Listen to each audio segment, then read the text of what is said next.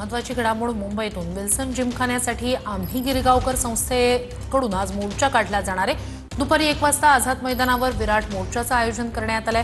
Wilson जिमखान्याची जागा महसूल अधिकाऱ्यांनी जैन संस्थेला दिली आहे। क्रीडांगणं परप्रांतीयांच्या घशात घालण्याचं कारस्थान असल्याचा आरोप आता केला जातोय। विल्सन जिमखान्याची जागा परत मिळवण्यासाठी आझाद मैदानात मोर्चा काढला जाणार आहे। दोन्ही राष्ट्रवादी एकत्र याव्यात त्यानुसार प्रामुख्याने चर्चाही झाल्या। काही चर्चांमध्ये साक्षीदार असल्याचा दावा राजेंद्र शिंगणे यांनी केलाय। अजित पवारांनीही राष्ट्रवादी विलीनीकरणाला मान्यता दिली होती असं वक्तव्य राजेंद्र शिंगणे यांनी केलंय।